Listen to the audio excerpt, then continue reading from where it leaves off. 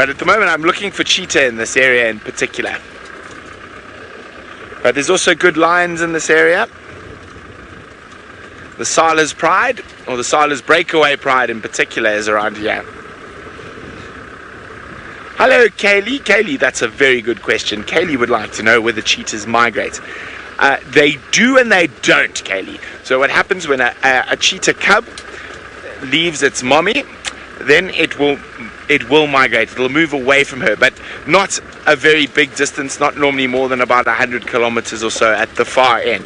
So they can, but once they are adults, then they'll set themselves in a home range, and they'll move around in that home range depending on what food's available, but they won't migrate all the way to where the wildebeests have gone to, for example.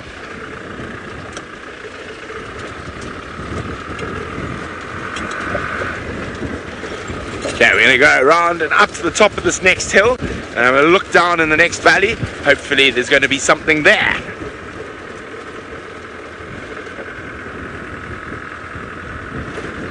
Maybe a lion or two.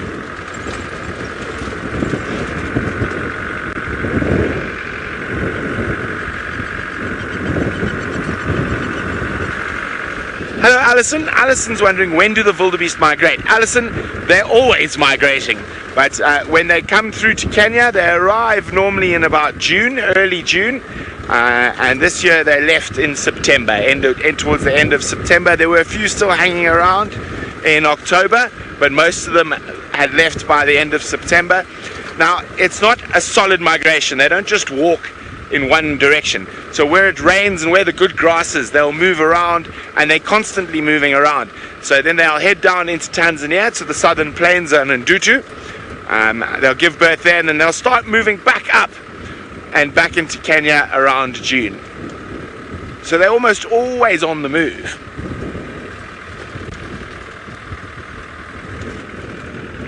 Oh, what's that? What we got? It is a stump. Lots of stumps out there today.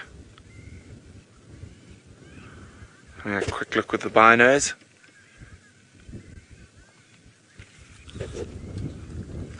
Where are the lions hiding? So it's starting to get a bit cooler. We might see the lions starting to move at this time of the day, but normally while the sun's still up like this, they're probably going to be hiding in a bush just like that in those thickets there. So I'm going to go closer down to the thickets to see if we get any luck.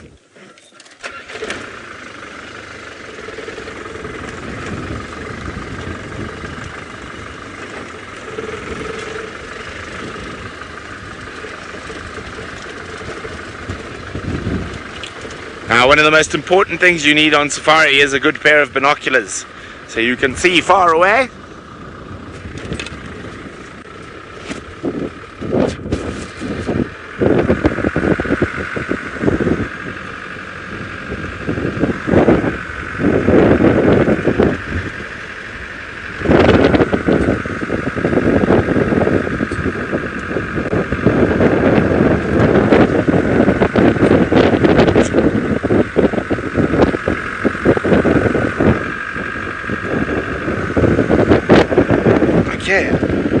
Alice, I think I've lost you. Alice, are you still there?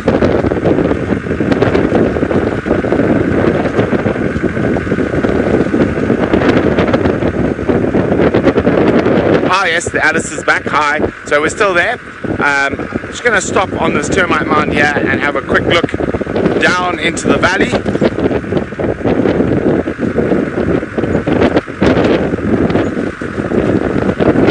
See if we can spot the Styx Breakaway Pride. This is their favorite valley.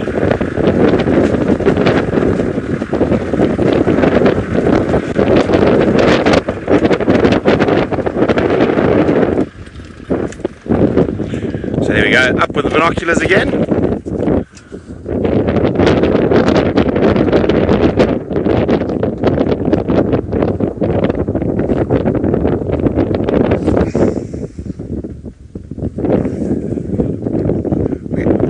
A lot of wind. Oh, my mic's fallen out of my hat.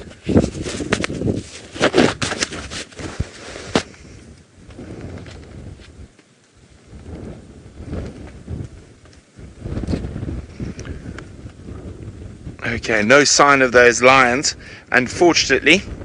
Now, where to go check next? It's a big place, and lions, even though they're big animals, can disappear very easily.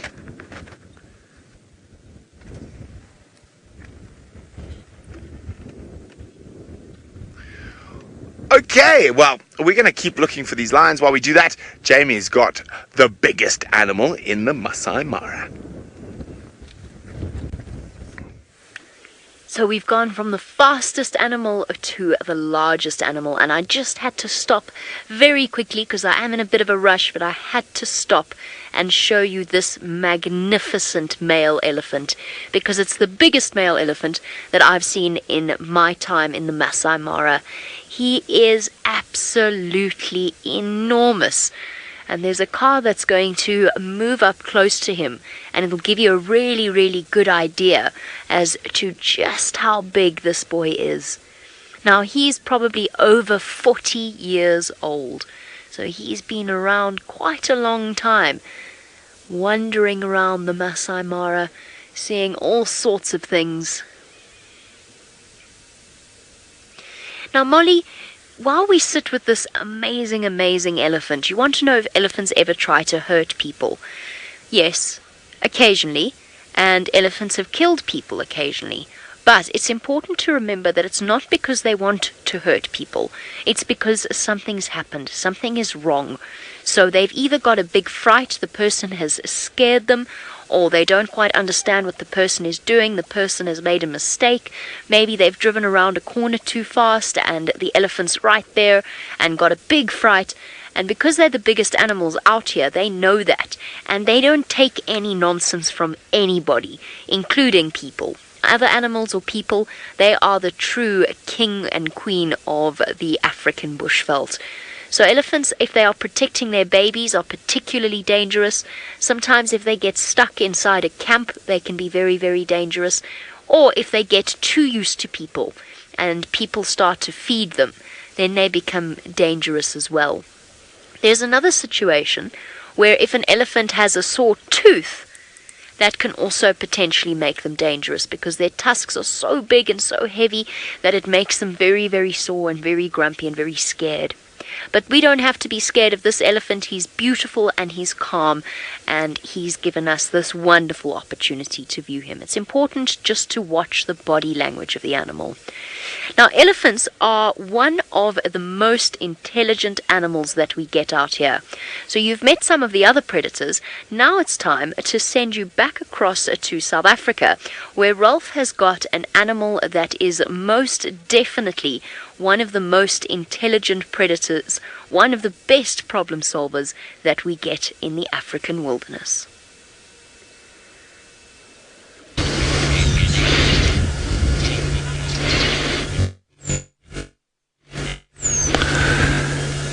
Yes, welcome back, ladies and gentlemen, to the Sabi Sands, and here we're sitting with the. Here we're back with the spotted hyena on Sabi Sands, folks, and as Jamie would have mentioned to you guys, with the elephant out there in the Masai Mara, elephants can be potentially dangerous, but it all depends on what we do in our interaction with them. As you can see here, a nice lazy afternoon for this youngster, this spotted hyena that's sitting here. VM tells me that there's another 2 individuals that are hiding in the den site. Now, this is a spotted hyena, and we also do get the brown hyena, but they're more frequent in a more deserty or arid type regions, but these guys also are potentially dangerous. But as I say, normally when you're out on foot with them, they will generally run away from you. But if you are near to them, near to their den site, for instance, they will defend it. They will defend their young, and they will also defend a kill or a carcass, as would most of the predators. Now, a lot has been spoken about hyenas and the power of their jaws. They do fulfill a very big function in the ecosystem, where they also down the leftovers that are left on carcasses. But I must say that in my experience in the arid areas of Namibia, for instance, these predators can actually be the apex predators above that of lions. So in those regions, the Damaraland or Kakaland regions of Namibia, and I'm pretty sure in other areas too, the hyena is actually the apex predator. So the lions actually scavenge off hyenas, and hyenas are actually extremely good predators. They have a high success rate, and they will chase animals literally to exhaustion. They can run at 30 kilometers an hour, 30 to 35 kilometers an hour for hours on end. Now, if you think that Usain Bolt only runs at about 33 kilometers an hour,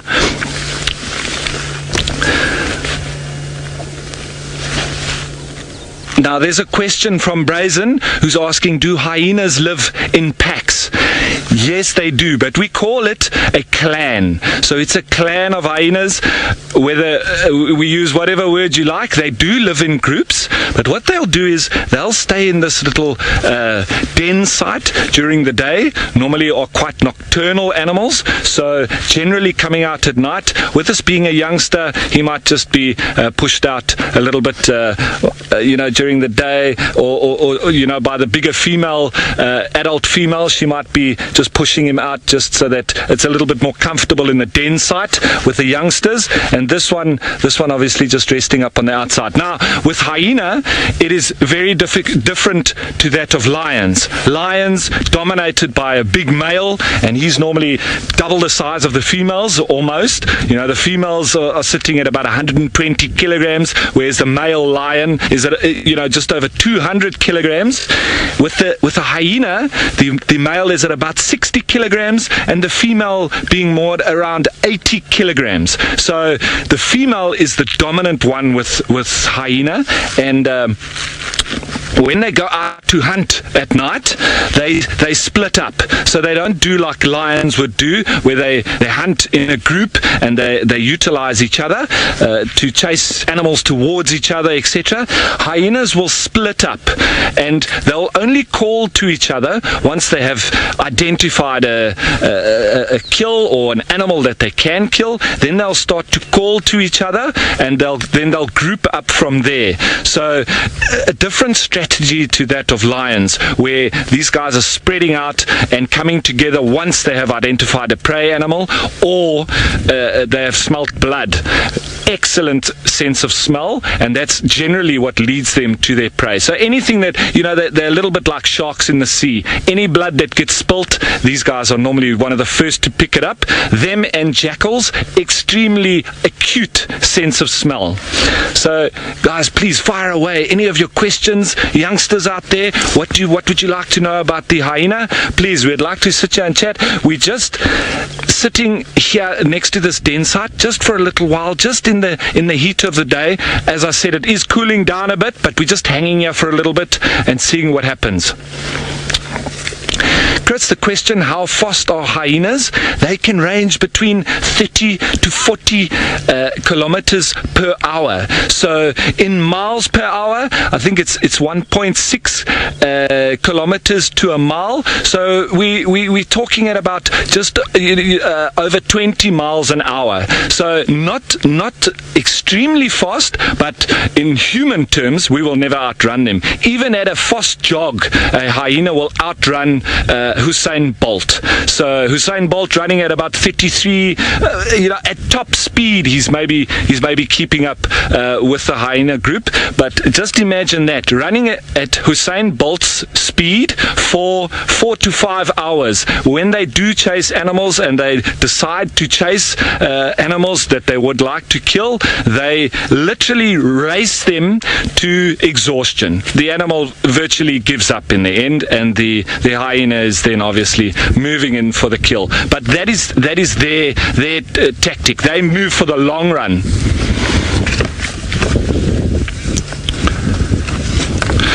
Right, folks, so we're just going to hang around here a little bit longer, and then we're going to continue on our search for those elephants, maybe get some leopard. But in the meantime, while we're doing that, we're going to move off. You guys can have a look what Jamie's doing in the Mara.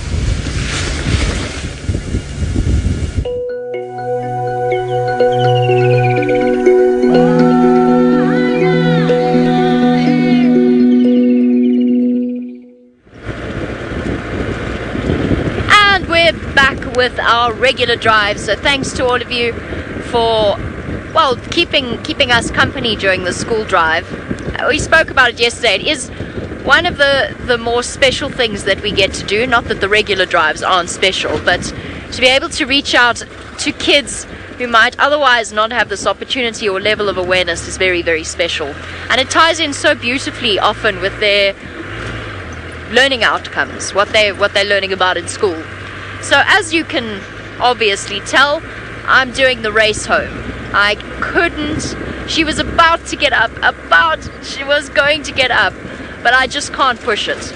We've been granted so many extraordinary privileges that other people don't have, that it would be hugely disrespectful of me to push the gate. So we had to leave. But we'll be back there. First thing tomorrow morning. I'm going to be racing back in that direction. Hopefully, she tends to stay in the same area for a while at a time.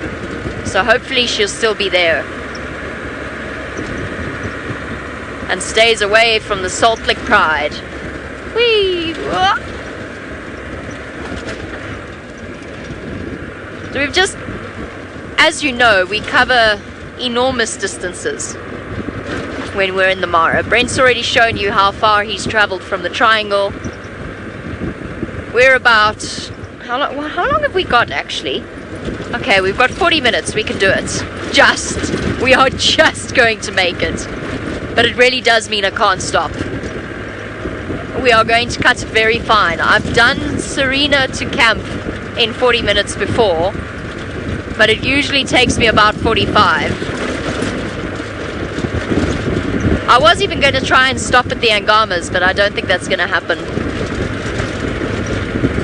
We just have to fly along.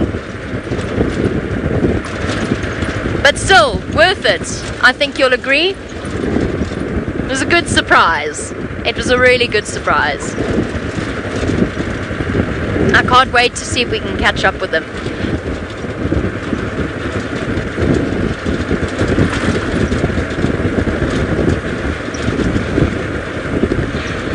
Cantrell, this has been the interesting experience of the Mara. And I'm not looking back too often at camera, because if I veer now at the speed I'm going to go off the road completely. Cantrell's asked if we can't track, which we can't, what signs do we use to find the animals? Getting to know them has helped tremendously. Knowing their areas, where they hang out, that's been hugely beneficial. The information from the other guides and the rangers has been hugely beneficial. And I confess, during the height of the busy season, driving up onto a ridge and looking with binoculars until we found a car or a group of cars was usually quite a reliable method. That hasn't worked or doesn't work anymore because it's very, very quiet at the moment. There's very few cars out.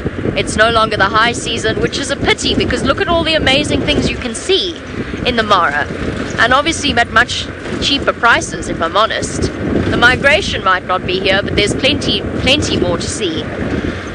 And occasionally it's time, to be honest. That's the other answer, is we've spent so many hours out here.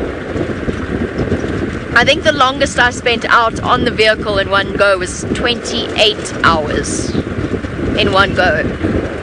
And that's kind of statistics. The more you drive around, the more you find. But there were a few panicky moments, especially during our TV shows, where we knew once it got dark, it was going to be so hard to find an animal. So those few hours in the afternoon were critical.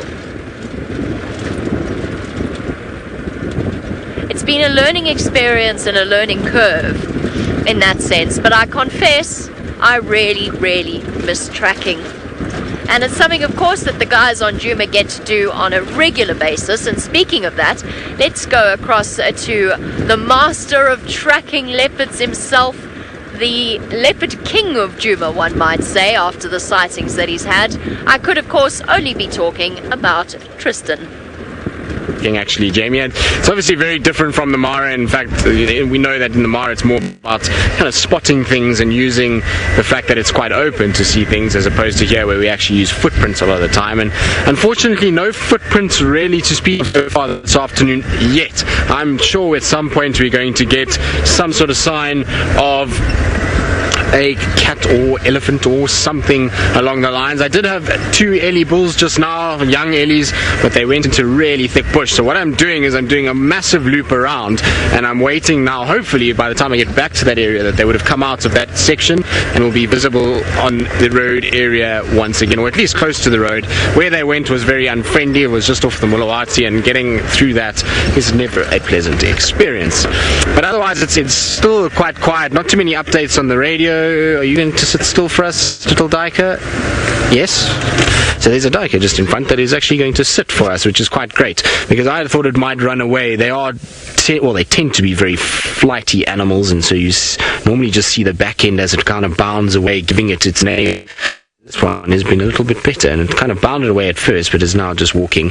And you can see how clever they are. They know exactly where they need to be in order to camouflage and in order to hide away from any sort of predator, get in behind thickets and rely on that coloration that they've got. That grey sort of colour that they have is actually perfect for these situations, especially when you've got a lot of thickets and these kind of trees that are all lined up together. They just disappear in a matter of seconds, like that one did there. So it's their normal kind of go-to, and that's why they tend to bound away, is just to go and try and get into a situation where they can then camouflage and be a little bit better hidden, or more well hidden, should I say, not better hidden. That's very bad English. Naughty. James will smack me on the wrist later, I'm pretty sure.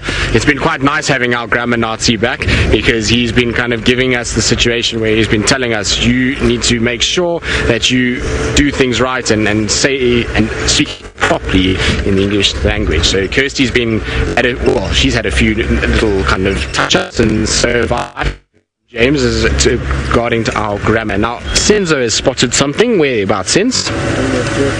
2 o'clock, if I reverse. Okay, I think Senz has managed to see some little warthogs, so hopefully they'll be here somewhere. Let's go back a little bit further. There they are. Well, it looks like one really large warthog. I'm not sure how many others there are. There we go. So one is trotting off, the other one is still feeding and taking it very easy. No, that one's decided it's also going to trot off. So you can see it's kind of half-hearted effort. This tail is not even lifting properly. It's just gone straight out as it's kind of moved off and into that area and into the thicket. So I don't know what it is about this afternoon. Everything seems to be hiding away from us a little bit. But I'd imagine these warthogs must be loving the fact that we've just had a bit of rain. There'll be nice green grasses that are starting to come out and are starting to blossom, and there'll be little flowers and little perennials and seasonal plants that are coming out, and the warthogs, being an animal that does graze extensively and also looks for tubers and roots that will be now full of water, will be loving the fact that it's rained, and so they'll be feeding all through these areas that they haven't been able to feed through during winter. This particular is quite dry. If we look just between the grasses, you can see a little tufts of green coming through, and that green grass is exactly what these warthogs will be feeding off. Why they are no longer on their knees and why they're feeding with their sort of heads straight up at the moment. So it's a way that we will see grazing animals, particularly things like warthogs.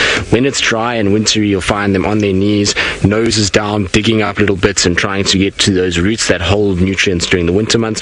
But as soon as we get to summer and we start to get these green shoots coming up, those are full of nutrients, and so they'll then stand and feed a lot more than what they would in the winter months. But nice to see anyway. They've disappeared behind some thickets, so I'm going to leave them and let them carry on their way.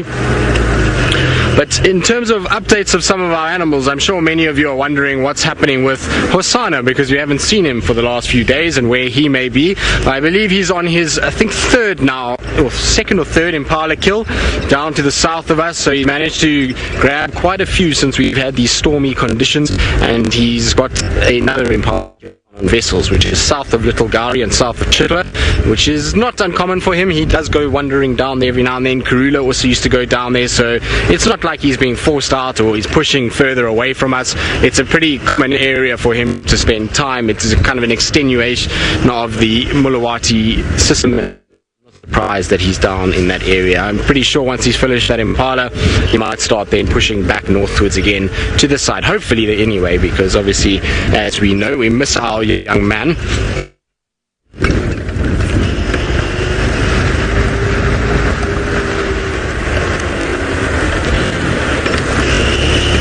Jared's baby, so I'm not sure if I got this correctly, but I think you said, can't we check the paradise areas? Just confirm for leopards. I'm not sure what the paradise areas are, but in terms of if you're asking about habitats and where the best habitats are for these particular areas, so if it's maybe the best places where we normally see them, so things like twin dams, treehouse, those places, yes, we have those areas. But you must remember that the whole dynamic has completely changed now. It's not like it was in September, August, when it was very dry and the only water was at Twin Dams and Treehouse and on Treehouse in Little Gari, and that's why the leopards were pretty much consistently around those areas. We're back. I'm sorry about that. Our internet went for a nosedive, apparently, and when it does that, it kicks that everything just goes awry. So apologies, we're back, we're up and running. Thank you. Email cheater that we were with. I completely forgot that there were rumors of the name. So apparently her name is Naratoi. And I'm going to try and find out what that means. I don't know if any of you know what that name means. But Naratoi, that was the female cheetah that we were with this afternoon, the mother of those two cubs, the daughter of Kakenya. K-A-K-E-N-Y-A, Kakenya. So thank you to James. I've forgotten her sister's name now. I know that Taylor told me. Also begins with an N.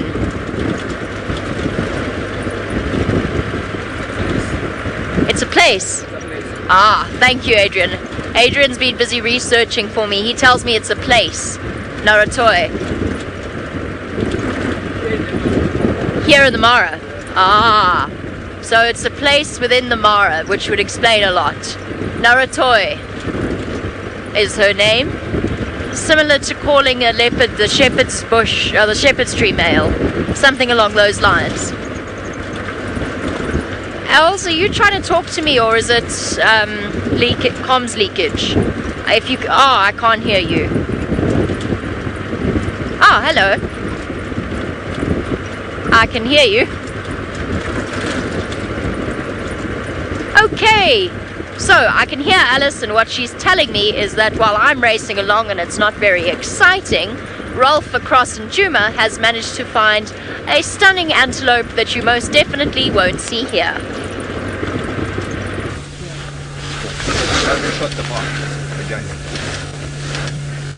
Okay, guys, can you just be quiet for the next 10 minutes? Just the next 10 minutes. We're just going to be going live. No, don't start the car, please. Okay, folks, welcome back.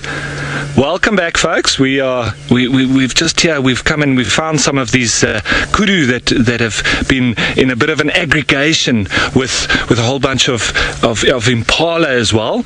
But animals often move together in groups like this with different species, obviously within the same sort of groupings, because they're obviously doing this as an anti-predator behavior. It's a lot more eyes and ears to help everybody sort of make each other aware if there's any danger around. Now, with those impala that we were watching earlier, they're obviously very successful, and that shows in the numbers that we see in the bush and in the savannah. Very similar to that with sardines in the ocean. They've got this tactic of breeding all at the same time. So they drop their young all at a very similar time, so this enables the most of the young to get through the age of being very susceptible to predation. However, with the impala, they are to run within a few hours of being born, so they're able to actually keep up with the mother. And what happens there is their legs almost as long as the adults. It makes them look sit at the same level of the belly of the mother. So when predators are looking through the grass, they don't actually see these little ones, they just see all these legs, and so they got very long legs. Now, with the kudu, they also do a similar thing like that. However, kudu, we do know that there's not as many kudu as that of the impala, so they're using a little bit of a different strategy to that of impala. Impala are very good mixed feeders. They can eat on grass, they can browse on branches, so they can move between the plains, they can be in the thickets, they can be all over the place.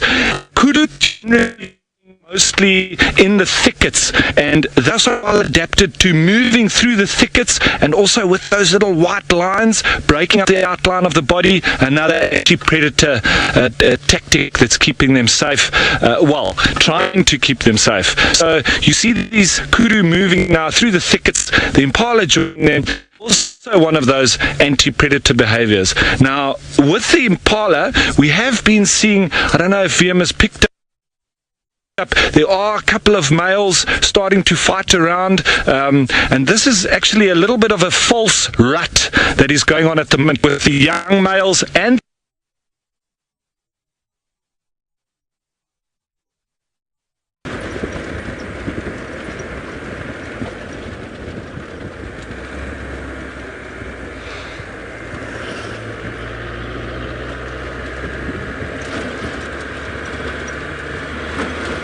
Shall we try that all again?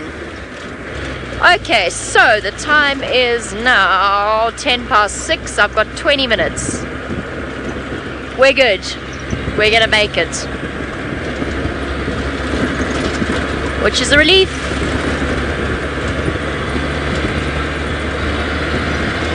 Oh goodness. Lots of cars having the same problem. Hello. Oh, by the way, I just went past the... Oh, dust in my eye. I just went past the elephant that we saw this morning on the sunrise safari. She has a tusk that curves underneath her trunk, which is really cool. Those of you who missed it, it's a complete... I've never seen anything like it. Her tusk goes all the way from the right side underneath her trunk and then sticks out on the other side. Very distinctive. Okay, I think we can start to take things easy. I still can't stop really. You can see one vehicle already on their way up.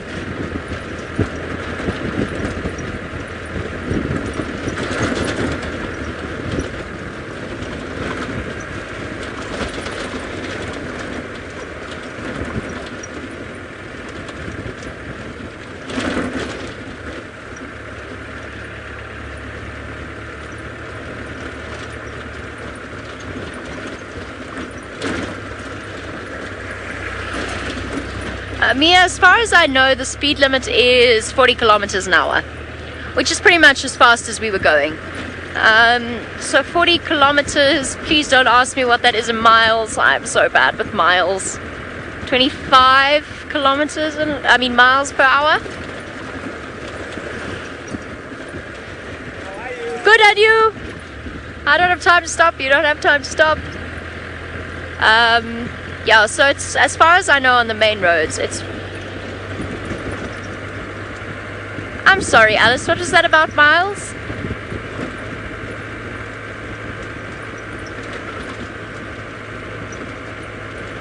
The equivalent of 27 miles per hour. Did I hear that correctly? Oh, so I was not that far off. 25, 27, close enough. Oh, sorry, 24.85. Okay, so I was kind of close. I think we'll give me that one. 25 miles per hour, 24.85. That was pretty close. Oh, so dusty. I've taken to carrying large amounts of eye drops in my game drive equipment. So that's about as fast as you can go. In really desperate circumstances, you could probably take it up a bit faster than that. If I were to tell you that people always obey the speed limit, I would be lying. It is enforced. If people are caught, they do get into trouble. But this is a main road that goes between here and the Tanzanian border. So unfortunately, it does happen that people do speed. I don't have a speedometer that works. At the moment, I'm going 25 kilometers. No, 30? No, 25? I don't really know. Neither does it. It's doing this. But I know roughly how fast I can go and how safely one can go as well. We absolutely will. We will never go too fast, so we'll never go to the point where we're not in control of the situation. So we're able to stop when we need to, slow down when we need to, and we're always looking that much further ahead to make sure that nothing is coming up that we could potentially run the risk of running into. And I always, if there's an animal next to the road, I'll always slow down.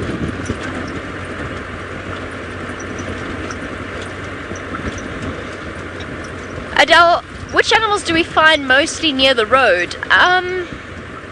Pretty much everything.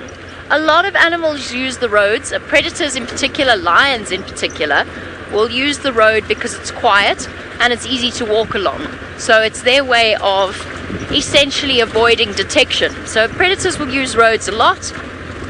Elephants are often next to the road, giraffe, zebra, pretty much everything you'll find next to the road at one point or another. I've got 15 minutes to go.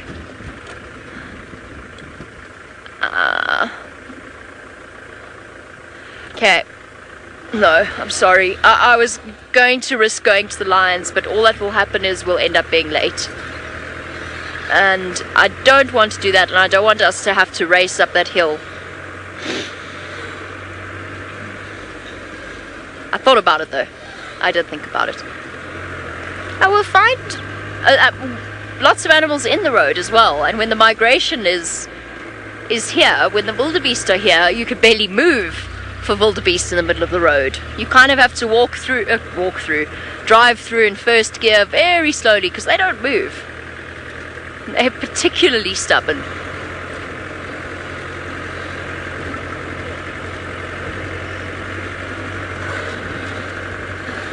And just by the way, they're having some technical issues at Djuma, hence why Djuma's disappeared, and technical issues with Brent. So it's just me. Just little old me racing up the hill.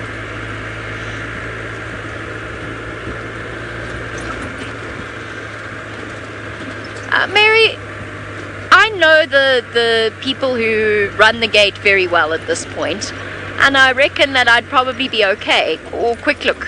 Quick. Wattled lapwings, just because we've got a little bit of time, so we can stop and look at the bird quickly. What would happen? I'd be in trouble. I'd have betrayed their trust, because they do put a huge amount of trust in us. There we go. There's the wattled lapwing over there, off and down to the right. So I think they'd be quite upset with that. There we go. Perfect. So I think that they'd be seriously unimpressed with me if I were to go through late. It would be a betrayal of trust. And I just personally would find it really quite objectionable if we were to consider ourselves above the rules. We might even get fined, potentially. People do get fined if they push gate times. Here you go. Wattled lapwing. One for the bird list for our new viewers.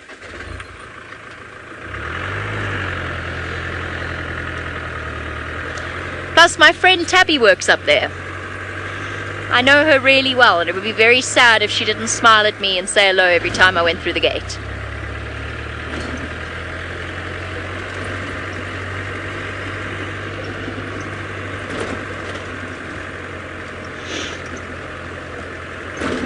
Ah, that question, Adele. We've been asked this question a few times, and it's one that we always struggle to answer. So Adele's asking if we could be an animal for a day in the Mara, what would we be? And my answer is still an elephant. And the reason behind that is they're so incredibly intelligent, and I would love to gain insight into the way that they communicate with each other. I'd love to experience the world through their ears and eyes and nose, and just have that capacity to interpret smells or whatever it happens to be, the communication, understanding each other, because I think I'd gain insight into a very complex animal. But it would also be very tempting to be as lithe and as agile as a leopard, or as fast as a cheetah. That's not the easiest question to answer. Adrian, what would you be if you were an animal for a day? The king. The lion. The lion, okay. So Adrian would be a lion for a day. I must tell you, Adele, that I spent most of my childhood pretending to be an animal. And I would say the one that I pretended to be the most often was a lion or a leopard of some description. Occasionally a horse. That was about it. And if I wasn't pretending to be an animal, I was creating a vet surgery for all my stuffed toys, my teddy bears. Used to put I had a bunk bed, and I used to put sheets over it, so I made a tent. And then I had a maternity section and a broken bones section.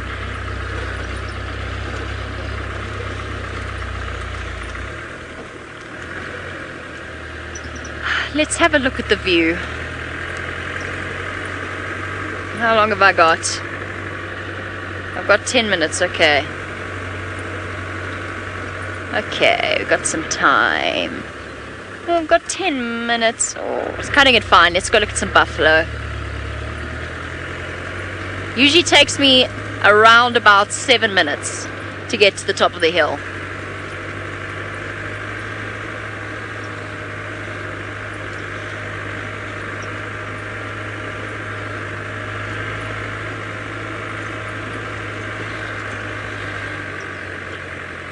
Buffalo. Oh, love my Charlie, it would be very different if we broke down. I'm just stopping briefly so we can have a look at some buffalo.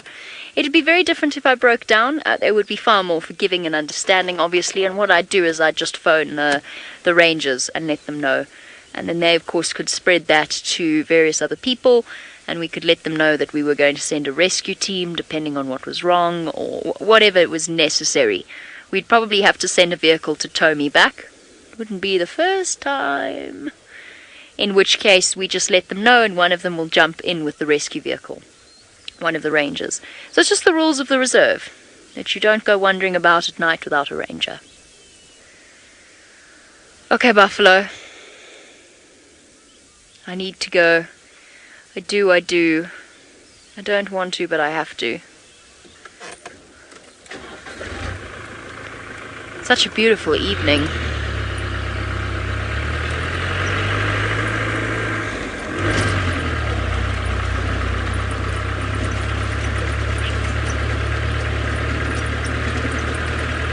Okay, as we proceed up the hill, it sounds as though we've managed to battle off the gremlins that have been attacking the feeds on Djuma. So what we'll do is we'll say farewell, we'll see you tomorrow, and we'll send you across to Ralph for the rest of the sunset safari.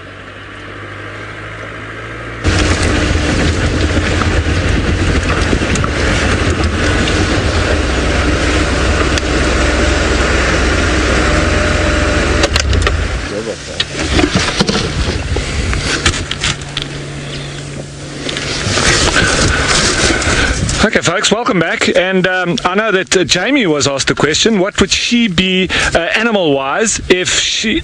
she got chosen for a day. I think that I would definitely be a honey badger, one of my favorite animals, because scared of nothing, even if taken on by a lion, they've got very loose skin on the back of their neck, so even if they're bitten on the back of their neck by a lion, which is generally where they go for to kill most animals, and honey badgers included, that skin is so loose that they can literally still turn around and bite the lion. Now, their reputation precedes them, and the South African Army actually called one of their anti-landmine vehicles after the honey badger, and it's called a ratel.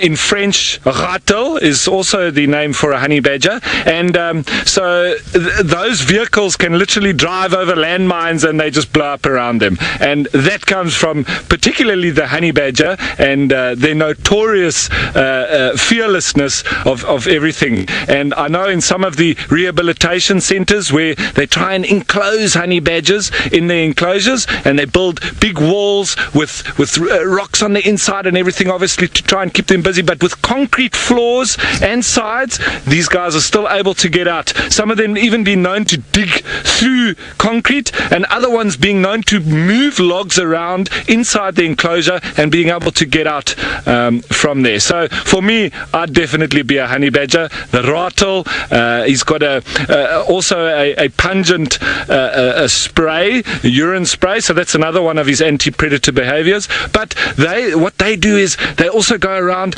and, as you know, dung beetles, they roll their dung balls and they lay their eggs inside those dung balls once they've buried them, and then the larva will feed on that dung in the winter months, and then obviously metamorphosize and come out as a beetle in the summer months. So they are summer active, but the honey badgers love those larvae which are feeding on the inside of those dung balls. So what they'll do is they'll walk around, and with their ears they're obviously listening close to the ground, and they can hear those larvae inside the dung balls, and they'll dig them out, and it's a delicacy for them. So the dung beetle larvae are literally like a little bit like spaghetti in color and in shape, and those honey badger then dig them out and eat them. So obviously I don't want to be eating things like honey badgers, but I would definitely, if I was an animal, I'd definitely choose to be a honey badger. So things here now are starting to cool down a little bit. As I said, it wasn't that hot to start with, but it's cooling off a little bit. We will expect to have some animals start to become active now, but I do think that we're going to continue, and I'm going to leave you with Jamie with some hyena.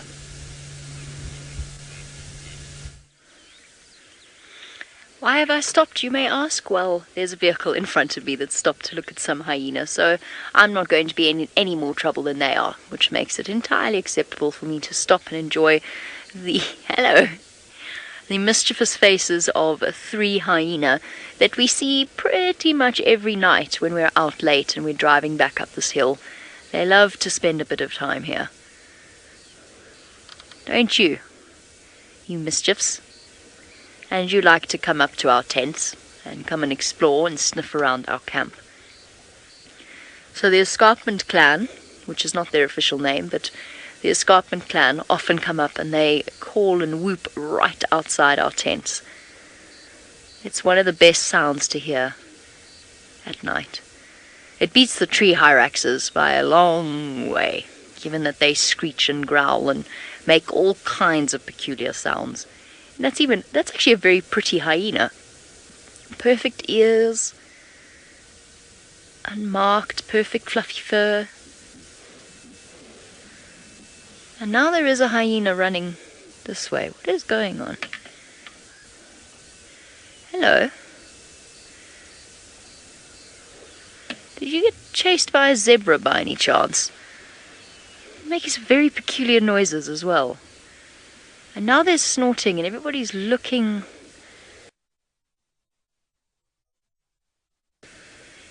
Can't see anything. I think it was just a zebra that chased it. And the rest of the hyena are now looking at it. No, peculiar. I've seen zebra chase cheetah. I've seen them chase hyena before. I think it just got irritable and chased them away. Cool. A nice way to end from our perspective, but it is time for us to say goodbye. The other vehicle's moving off and we need to rush. Let's go across to Brent, who is back on his vehicle, and we'd love to show you the sunset. Well, it seems like Jamie's been having a stellar drive. Jahowie and I, we've had a bit of a quiet one, but even when it is quiet, we are always astounded at the beauty that the Mara often holds. And there's a big storm down south in Tanzania, blocking out the last of the western rays of the sun. And tomorrow is, of course, another day. And hopefully we're going to be full of cheetahs. So I think we're going to head out early tomorrow morning, and we're going to head towards Talek and see if we can catch up with the musketeers, see if they're out trying to catch everything like they normally do. So also maybe look for Malika, as I heard she's in that area, and who knows what else is out there. It is always amazing that you never know what you could find. We could find a pink elephant. I'm lying. That's one thing we won't find. Or will we? I only know of one, and that was an albino one born in Kruger. But we're going to slide off down towards the Sand River to Sala's camp, and we'll be out bright and early tomorrow. But of course, the safari is not over, because Djuma will be taking you into the hours of darkness. So let's go see what Ralph can find in his spotlight.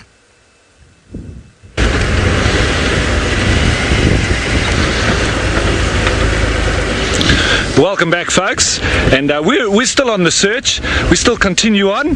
I know the guys in the Mara are busy closing things down at the moment, going quiet in the Mara at the moment as we continue. And up in front here, we've got on the road one of our little tree squirrels. If we just move a little bit closer to him, they can be quite entertaining little characters as you see him racing off down the road. They're actually one of our indicators quite regularly of predators in the area, and they do a nice little alarm call. It's a once they start going like that, you know there's something in the area. So at the moment he's pretty quiet, so he just raced off down the road. I think we're going to continue along.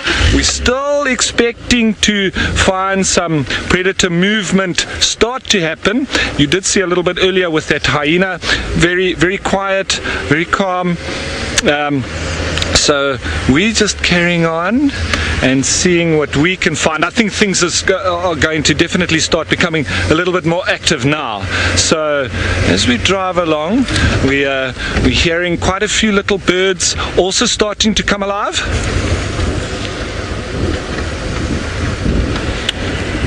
Brian, the question coming from Brian, what is the hardest or most difficult animal to track? And that's a no-brainer. You ask any tracker out there what is the most difficult animal to track, and that is definitely a leopard.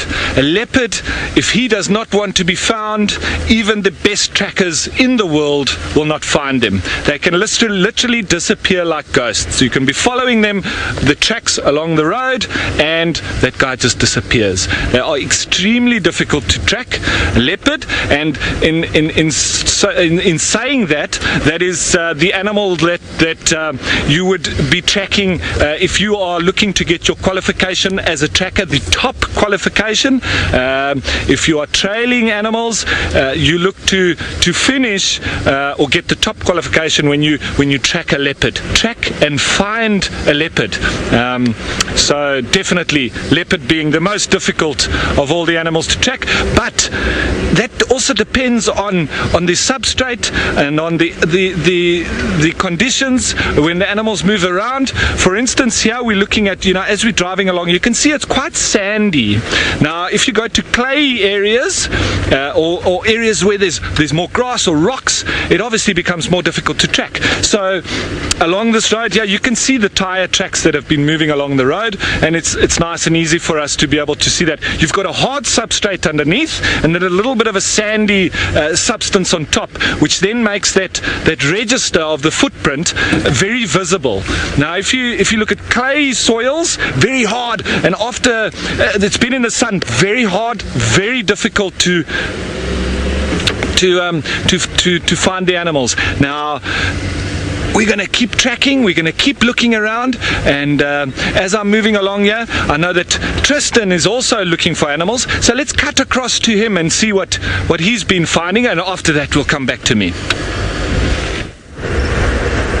Very much. I've been exploring Chitwa a little bit and just testing how far I can push to the eastern side of Chitwa, and the result is pretty much where I thought we would be. I was hoping maybe I could just see, we did a few changes on Wendy, and I was just trying to establish just how far I could take Wendy before there would be some signal breakup. But anyway, it's okay. It was nice just to see some different parts of Chitwa. Went down past Cheetah Plains on the boundary there and checked out Cheetah Plains Pan, which is looking full and healthy, and just wanted to see what's happening that side of the world, and also if there was any tracks for Tamba. I did find some very old tracks for him, but nothing nothing that's very fresh, unfortunately. So I'm sure he's still somewhere around the nets. I know he's been getting seen quite a bit on the nets lately, so I'm sure he's down that area. Where Kuchava is, I have no idea. I haven't heard really any updates on her, and so I'm sure she's also around. It's just worth being at Chitwa at this time of the day. It's now this perfect time for things like leopards to come out. It's not too hot this afternoon, fairly cool, and so I think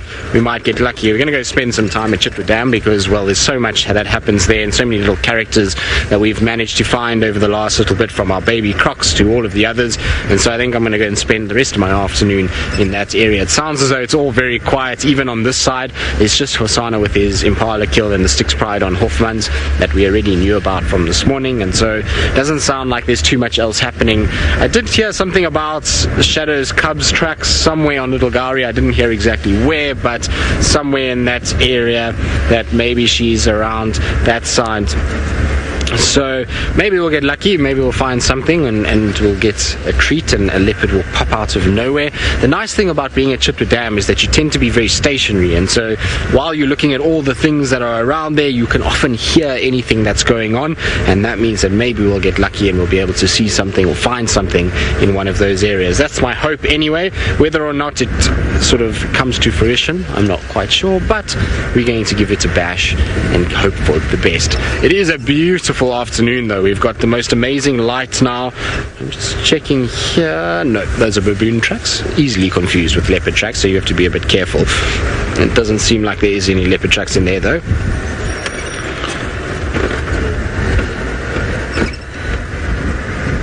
Philip, you're wondering what animal have I not seen that occurs in the Sabi Sands that I really want to see. Philip, it's very easy. It is a caracal. So a caracal is one of the only animals in this area that I haven't seen, and it's a bit of a bugbear because most of my really good friends have managed to find caracals in the Sabi Sands. I unfortunately am of a situation where I keep missing them by inches, and so the caracal is really the only kind of mammal species that is relatively kind of not easy, I would say, but is well known in these areas that I haven't seen. I mean, I've been lucky enough to see striped polecat at Chitwa. I've seen all kinds of different other animals and even some of the bat species and various other things, but it's just really this caracal that kind of keeps me busy and keeps me looking. I know Taylor got really lucky at the beginning of this year and she saw one on Cheetah Plains. I know some of the other guys have seen, I think Brent has seen one in the Sabi Sands before as well, so you know, some of the guys have been very lucky and have seen them. I unfortunately haven't, and so that's the animal that I'm waiting to see, and hopefully one day I'll be fortunate. I remember I had a chance of seeing a caracal on Arathusa airstrip. At one time there used to be a caracal there that was actually very relaxed. It wasn't too skittish at all, and you would have a situation where this caracal would basically come out onto the airstrip and the guys would see it. And I remember I was on the airstrip and one of the guys found it, and I was busy making my way right there and I could see the cars, and all of a sudden a leopard came out out of nowhere and chased the caracal, and they lost the caracal in the thickets, and unfortunately, well, I suppose we got to see a leopard, which is not a bad compromise, but unfortunately I didn't get to see the caracal. And it was actually the last time we saw that caracal on the airstrip. It had been seen, I think it was about 5 or 6 times prior to that in the previous weeks and months, and so it was becoming a fairly regular sighting there. And unfortunately, I think it got such a fright with that leopard that maybe it ran away and just didn't come back to that area for quite some time. There has been 1 or 2 that have also been seen since then around this area, but it is definitely not something that is very common and something that you see very often at all. I'm surprised that we haven't had one yet in the Mara. I would have thought we might have seen one in the Mara by now. I'm not sure if Brent or Jamie maybe has seen one somewhere in the Mara at some point at night on their evening patrols that they do and these long stints that they've done. Maybe somebody has seen one and just not got it on camera, but I'd be interested to know, because I have a number of friends that have spent a lot of time in the Masai Mara and they've seen quite a few caracals that side. So I'd be interested to know if any of our guys have managed to bump into one at some points during the night and see one. I know they've seen a lot of servals, which is very nice, but not too many caracals. Right, not much around. There's even very little on Chitwa airstrip, which is surprising, because Chitwa airstrip is a wonderful place to normally find animals and to look for things. There's normally lots of warthogs and impalas, and the lack of those might mean that something is around and something is afoot. So we're going to just check around. Like I say, I'm going to meander my way to Chitwa Dam itself and just spend some time there and hope maybe I get lucky and there are some sort of signs of something alarm calling while I'm sitting there, and we'll be able to get it on camera. Now, there was a kingfisher that has flown away. So you see that big tree there that's got the grey trunk on our left hand side. To the sort of middle left is where that kingfisher is sitting. So I'll try and guide you in. Just go a little bit to your left for me. A little bit to your left, to that way. Okay, left. Now go straight in from there to that fairly tall tree that you see. There's a dead tree. Maybe a little bit more to the right. Sorry, buddy, I've misdirected you a bit. A little bit more to the right. Come. So there's a tall tree. It's quite difficult to explain where exactly it is. It's in the background, more to the right. Let's see. I'm looking for a leadwood is what I'm looking for. There it is. Okay, so just goes onto that right-hand tree that's quite prominent. There is a bird sitting fairly low down. Come down a bit. There it is. Now, straight in from where you are. Go down a bit. There it is. So there is what looks like a brown-hooded kingfisher. I can't be 100% sure because it's quite far away, but it looks like a brown-headed kingfisher. Just the way it flew, it definitely doesn't have the bright iridescent blue wings of a woodland kingfisher, and this is an area that we do see brown-hoodeds. The only reason why I was a little bit skeptical to call it a brown-hooded straight away is because we do get striped kingfishers in these areas, and they can sometimes be confused, but this bird is slightly bigger than a striped kingfisher, and you can also see that brown hood that it has. Do you see that? It actually just chased a woodland kingfisher. So I don't know if you heard, the woodland kingfisher called and it was down at a little waterhole, and then this brown hooded came down, and it's normally the other way around. We normally find the woodlands are the ones that chase the brown hoodeds, and I was just about to say that the brown hoodeds go a lot quieter now over the next little bit because the woodlands become so vocal and so dominating in this area. Now there is something else that I want to have a look at. Stins, you see that dead tree over there? There's a bird that's sitting on top of a nest, and I just want to quickly have a look at to what bird it is. It looks like a Wahlberg's eagle. Come on, poke your head out.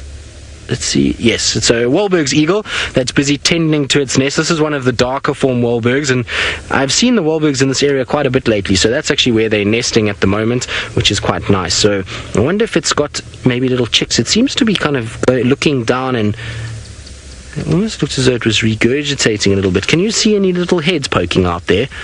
No, maybe it's still got eggs because it seems to be sitting down. Maybe, I'm not sure. Difficult to say, but it's definitely settling and trying to get itself down onto the nest itself. There we go. Interesting. Nice to see though. I wonder if we are going to see chicks. That particular nest is really good because it's quite open for us and we can see quite a bit into that nest. So I'm pretty sure we're going to see some really nice shots of those chicks at some point once they get a little bit bigger and a little older than what they are now. Right, onward and forward we go. Let's see what else there is around this area. And I just saw one of the vehicles come past me, and they were talking about something about a leopard somewhere around. I think it's on a net still, not on our side or on Chitwa side. So if it's on a net, maybe it's going to come this way and we'll get lucky and it will appear somewhere around Chitwa. Maybe we'll get some sort of indication from them. I'll have to just keep listening out on the radio and have just a quick look around when we leave the dam a bit later.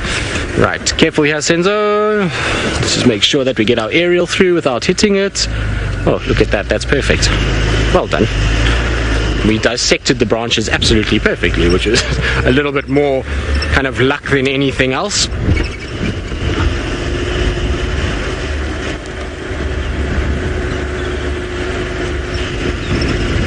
Right, now while I go towards Chitwa Dam and see what's lurking around the water, Ralph has managed to find something that absolutely loves water and what I was looking for a little bit earlier in the day. Thanks, Tristan. With our tracking success here, we've managed to come upon a couple of young elephants. Now, I'm sure that the adults won't be too far off, because these guys are a little bit too young to be on their own. It does seem to be like two young males, but having said that, they should be near the group. They're a little bit too young to be all on their own, but they can be a little bit away from the group, but they wouldn't be too far, if you see what I mean. Now, I did hear that Tristan was saying what he would like to see on the Sabi sands or in this area of Djuma, and they don't really get to see too many caracal around here, so that's obviously the one that he's chosen. But for me, the area that I've been working around in the most recent times is that of the Eastern Cape, and that area we do see a lot of caracal, and we also do see a lot of aardvark, or the ant bear, and they generally, you see their tracks very often, but you generally don't see them. However, in the Eastern Cape, for some reason, we see them quite regularly, so they aren't on top of my list of animals to see. The ones that I like to see, obviously here in the Sabi sands, and I'm just changing position a little bit while I'm talking, folks, because these elephants are moving off, so there's no reason for us to sit and let them walk off while I'm talking. So I'll continue talking while we just move along here. There, it looks like the other one has already crossed the bank, but the animal that I would like to see, and which I'm very excited to see, that you guys see very often here on Djuma and in the Sabi sands, is that of leopard. So I'm just engaging my diff lock just when we're hitting the sandy areas here in this little river, but I'm going to go along a little bit cautiously, because as I said, these are two youngsters, and I'm sure that the rest of them are going to be around somewhere. I'm also talking in a nice easy tone for these animals to also accept my presence. I don't mean any danger, and I'm just keeping a nice calm toned voice that they can hear me, they can feel my presence in the area, and they're not going to get aggressive. Look, they could always turn around and tell me to move away, but if I give them enough respect and speak to them nicely, it's obviously we're not talking to them as if they're humans. It's just so that they can hear the tone of my voice. Now, we've caught up with them a little bit here again. This guy has just turned his head just to have a look at us. They are two youngsters, and as I say, I do think that the adults are not going to be too far away. They were feeding on some silver cluster leaf, and silver cluster leaf is quite a purgative, so it literally dries up your mouth, and it also settles your stomach. Or if you've got a runny tummy and you eat the silver cluster leaf, it can settle your belly. So I wonder if these guys have had a little bit of a runny tummy, and they just went and got stuck into that silver cluster leaf. You know that most medicines are plant based, and that's where they come from originally. And these animals, they do know that these different leaves and plants have got different things that can help them, and very often animals will, if they've got an upset stomach, they will go and actively seek out plants and things that they know that can settle that for them. So it might just be a coincidence. Maybe that's just because they were passing through that area and it looked nice and juicy for them. But they did definitely have a go at it, and I'm pretty sure that if they weren't after it, it would leave quite a bad taste in their mouth.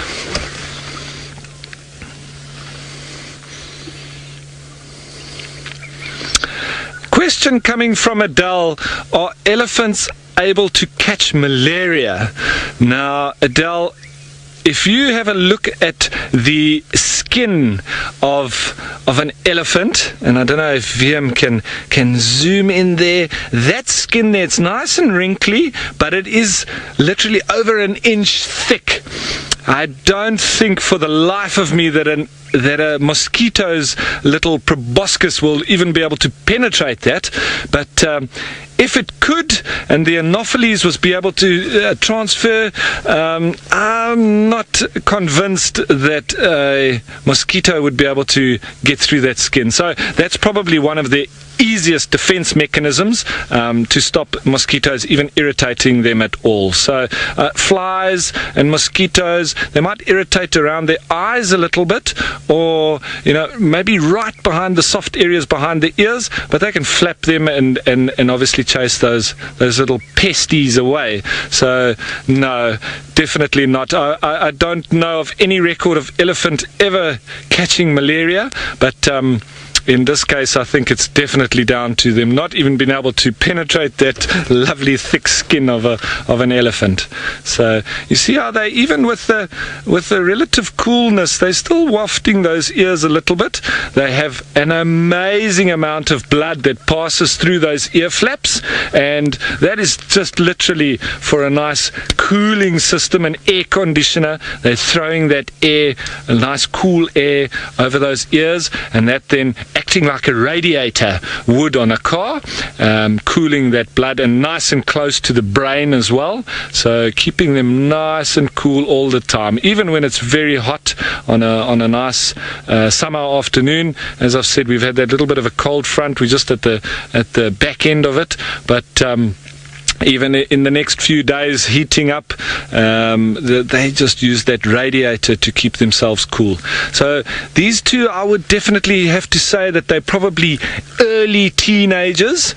So even as humans, as early teenagers, we do like to, or I definitely like to, but I mean it generally goes the same with most humans, that early teenagers do like to move away from the family a little bit. They do like to get out on their own a bit, like to test the waters, like to see what else is happening in the world.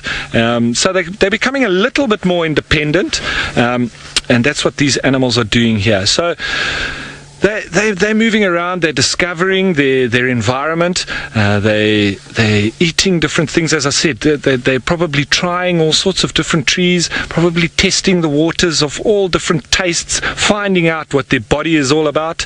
As they grow, as they feed, and as the years progress, they start to learn.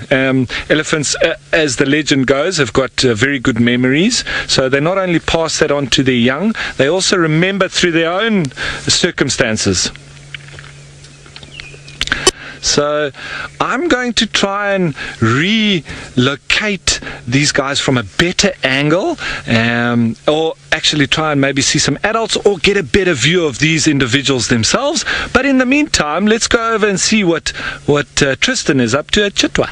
Looking into the eyes of a beady-eyed crocodile that is sitting just on the edge of this fallen over tree. So this is the mother. I think it is Vlad, who's here with her little ones. I haven't seen any of the little ones around.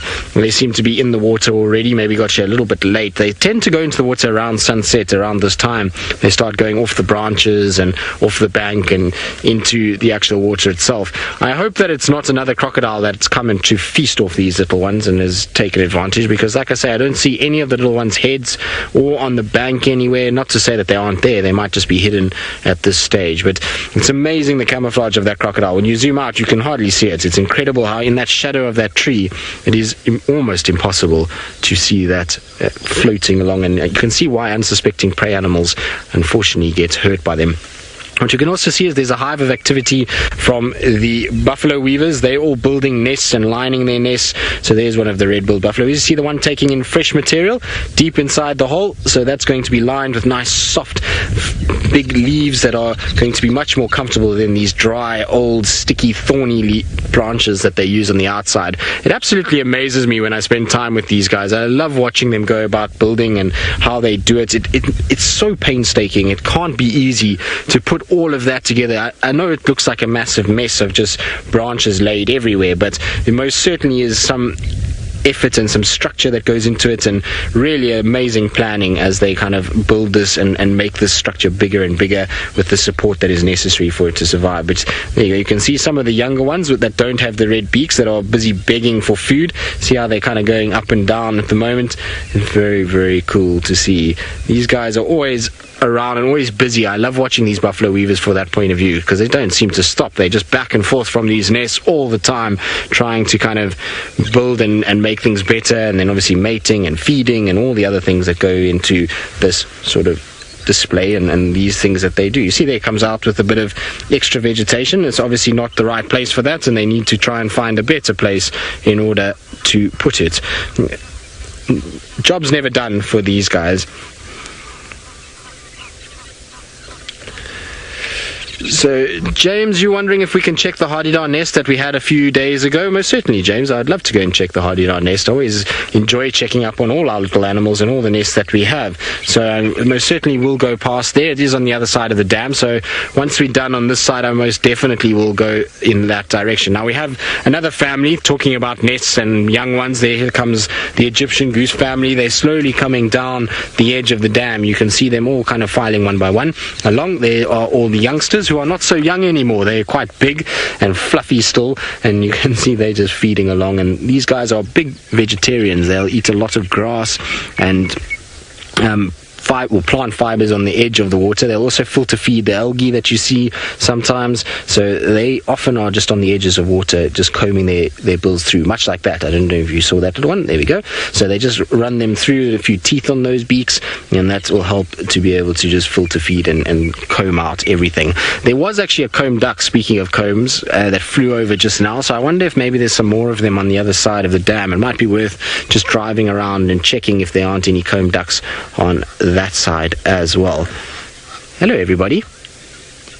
Oh, you're a bit nervous of walking past us. Yes. Now we're going to turn around and go the opposite direction, because this big vehicle on the dam wall is quite imposing at this stage. Sorry, all of you. We seem to have messed up the parade somewhat. Yep, everybody's going to go the opposite way. So I'm going to move on just to give them a chance to come past and to carry on their afternoon stroll along Chitwa Dam edge. It's almost like the kids going to the park. It's like take them out for a walk, let them walk around the water point and kind of find their way around. And so we won't interrupt that afternoon stroll that they are having.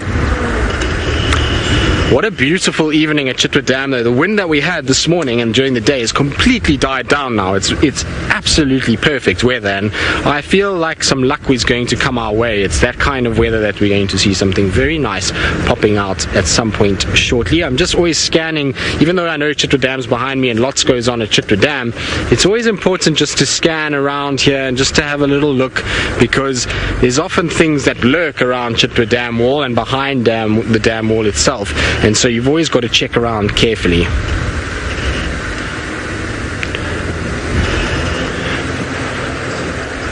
Debbie from Vancouver, you think, do I think that the baby crocodiles have dispersed along the banks of Chitwa? Well, yes, I suppose they could have, although I think that's just the adult being there. I have seen the adult before in that area. Now, there goes one of my favorite characters of Chitwa Dam, which is a little green-backed heron, and it seems as though it's hunting. So let's watch this, because I am addicted to these guys and the way that they hunt. I find it absolutely fascinating. They, to me, remind me a lot of a leopard. For some reason, I don't know why, I just get that feel from them. They like like to kind of move around and they skulk about, and it's almost like they go into a little stalk phase as they approach the water edge, and then they tuck that head in and they wait until something comes very, very close, and then they shoot it out and try and grab it. So it's always worthwhile watching these greenback herons as they go about their business. But just getting back to the little crocodiles, I mean, it's difficult to say. They could have easily moved along the Chitwa shore bank and to somewhere else. It's very, very possible, or they could just be in the water. We know at this time of the day, generally, these guys do go into water and try and kind of hide away and not spend too much time out in the open as nighttime starts to descend. So there's a lot more threats that are around. Catfish become a lot more active, and various other things, birds of prey and all kinds of things that could be around. So for them, they just go back into the water. They know they're safer there. And if mom's around, you never know. Maybe they're hanging around just by mom, and I just didn't see them in those dark shadows as they were kind of sitting at the water surface. Ultimately, they are tiny, and so their faces are not easy to pick up, especially if there's a bit of a ripple on the water. It's very difficult to see. But look at this bird. You see how it's gotten low? Look. There we go. No, what did you get? You must have got an insect of some sort. That's not a fish that it's grabbed. That would have been an insect, maybe a little whirligig beetle or something like that. We do get all kinds of things that dwell on the surface tension. But look how it stalks forward. Isn't it not just like a cat? The way that it puts its feet, tries to slowly but surely move into place, and then it almost primes itself. It gets like a loaded gun, effectively, and it just kind of gets all that energy tucked together for an explosive movement outwards when it needs to grab something. And you can see how much concentration. Oh, what did you get? No, nothing there, I don't think. Maybe it's just going after little insects. I don't know quite what it's getting. I was saying earlier today that there were a few winged allets around, so maybe there's one or two allets that are on the surface tension that it's grabbing. Ultimately, a lot of animals will make use of allets. Allets, for those of you that don't know, are a winged termite, so it's the breeding termites that we get, and so sometimes you'll find that they will go after them. But I don't see anything fluttering on the surface tension of the water myself, so I'm not sure what they're grabbing. There could also be things like mosquito larvae that are coming up. There could be water boatmen. There could be all kinds of different things that are coming out. Mayflies that they're busy hunting. There we go. Let's see. No. Joe, you're wondering what kind of fish this bird would catch. Well, there's a number of different species of fish that occur in this little dam. There's most of what they're going to be going after is bream. So we get different types of bream. There will be a Mozambican tilapia or Mozambican bream that you get in this area. Red-breasted tilapia is another one that we get. And so the young ones of those particular species, so the smaller fish, all congregate right up close to the bank because it's far less dangerous up here than it is out in the deep parts of the dam and the depths where the big catfish and big breams and all kinds of things are lurking. So they tend to hang around right near the edge of the water. There's also the odd minnow that is very close as well, and there's a couple other things that will occur there. So they go after those kind of types of fish on the edges. But how cool is this? It's coming right past us, so we can see intricate detail of these greenback herons. They are a beautiful bird as well. Look at those orange legs, and you can see, look how big the feet are. So that just helps them wade around and kind of go over lily pads and things like that, and they hold their weight up. And then they've got these intricate little markings on their wings and that little yellow sear area around the eye and the dark beak. But you see how it watches. It's amazing how clinical this bird is. It looks, it watches what's going on. Are you going to come right next to us? How cool is this? I'm absolutely loving this. They normally are a little bit shy of us. They don't normally come so close. And this bird is literally right next to us. It's now just below where I'm sitting. And it's amazing that it's actually come this close. I'm very surprised. Have you just noticed that we're here? Yes, there we go. It's now decided to fly off and go in a different direction. So that's interesting. Very cool to watch. I absolutely love those guys. They are very, very cool. Now, I think somebody's calling me on the radio, so I just want to try and get hold of them just now. So I believe a lot of you are wondering or commenting that it's oval in shape. It is, isn't it? But I think the thing about this heron is that it's actually not that way all the time. So herons are, when that particular heron actually sits up and it extends that neck, it becomes far more elongated, but it sits in that compacted phase so that when it's hunting, it's got a lot of energy. It's like if we want to jump and you get down onto your haunches and you kind of right down squatting and then you pop up, you get a lot more explosive power from that than if you elongated and stretching. And elephant. So it's the same thing with this heron. It just kind of balls itself up to be able to then shoot that neck out and be able to be lightning fast to catch things like fish. So amazing to see, but it is quite oval shaped. It almost reminds me a bit of a rugby ball. For those of you that don't know rugby ball, maybe an American football would be a good description, but it's kind of got that little elongated ends to it and not quite round like a soccer ball. So very cool to see. Right, where should we go next? I think Hyena Den is probably where we're going to head to next. Like I say, there is somebody calling me on the radio, but we'll get to them a little bit later. We've got other things to go and have a little look at and go and have a squiz for.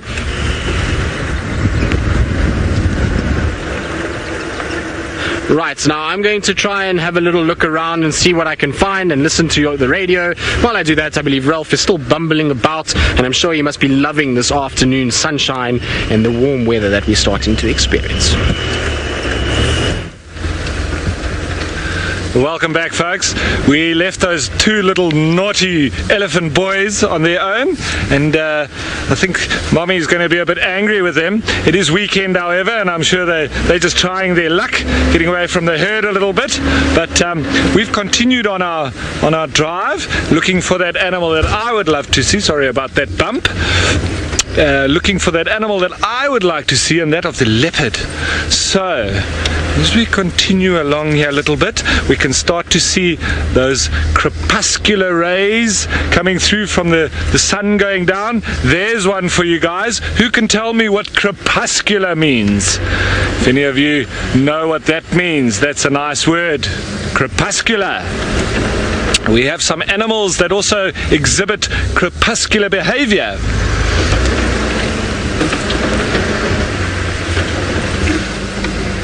And those animals that are crepuscular, we talk about the nightjars and some of the bat hawk is also crepuscular in his behavior.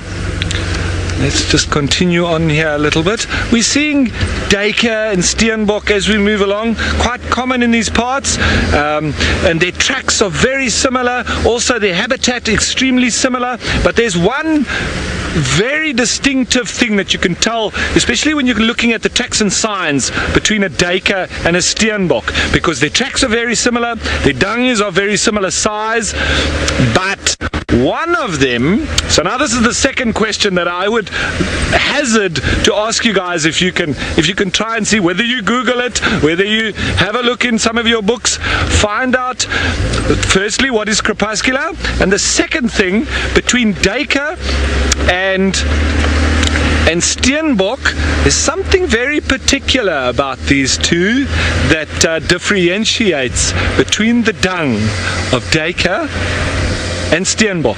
So you guys see if you can come up with those two answers. If you don't come up with the answers, I'll tell you before we end. But let's leave you in anticipation a little bit. Let's head out here. Hey, it sounds like somebody might have a crepuscular answer.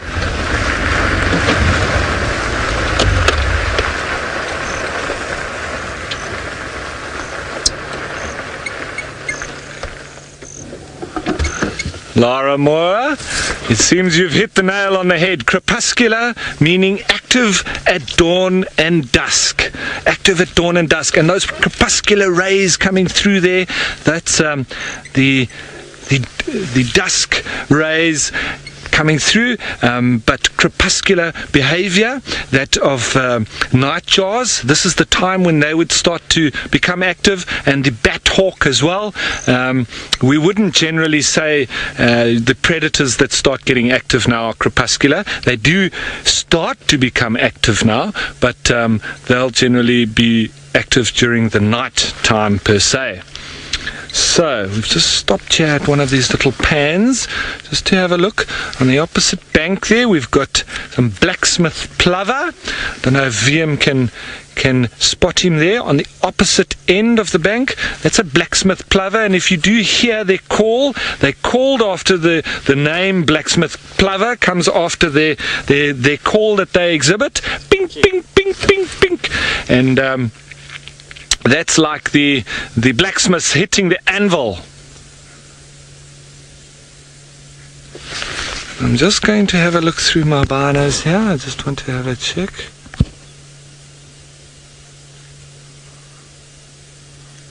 And I can see now with my binos we've got a few little chicks going in underneath there.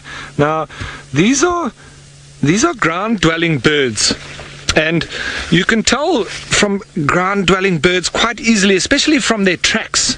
Now normally perching birds that would live up in the trees, generally they also do come down on the ground, but birds that perch or go up into the trees, they've got that toe at the back. So they've got 3 toes forward, 1 toe back, and these birds have got 3 forward but none at the back. So they have almost that hard stump and then 3 toes forward. So they're not perching birds, and they also nest on the ground. So they'll make a little scraping in the ground and they lay their eggs in that little scraping, which has camouflage little dots on the eggshell, making it look like the gravel plains as we've got it here. So these guys will lay those eggs on the gravel and then they will protect it literally with their lives. If a predator or humans go anywhere near that nest, their first defense is to dive bomb. So they will fly up quite high, make a lot of noise and a racket, and they'll fly down and try and chase the animal off by dive bombing, and that they'll do to humans as well. And if that doesn't work, they can also exhibit another tactic, which is feigning a broken arm or a broken wing, and they try and show that they're injured, trying to attract the predator or the human towards them, thinking that there might be an easy. Then at the last moment, as you think you might be able to catch the little bird, they fly off with nothing wrong with them. So that's their tactics. And now what's happening here is the mother just keeping those little babies under the wings. Now, very similar kind of tactics as the impala. As soon as those chicks hatch from the nest, within a couple of hours they are able to run with the mother. So they don't stay in the nest, they hatch and they move with the mother immediately. Obviously if predators come nearby, they will fly off and leave the babies there, and they try and draw them away or chase the predators away. So as I said, but that's where we've got 2 different niches or 2 different tactics or groupings of birds. Some stay on the ground and they have babies that will immediately or literally very soon after they've hatched be able to run with the mother. And then we've got the nest dwellers, which normally are hatch with no feathers. They're naked, their eyes are closed, and they can't do anything. So there's your 2 different angles of bird tactics. So that's absolutely amazing. Let's just have a look there again. Just want to see that. That little bird is obviously under no threat. So those chicks are just really warming up under mom's wings, and they will then just stay there for the time being. So I think as that sun's going down, I think we might still get lucky with our magic predator. So I'm going to start up again and see what else we can find, because there's not too much happening here at the moment. Right, and that sun is now literally just dipped over the horizon, and it's going to start cooling off now, and we're looking for that predator activity.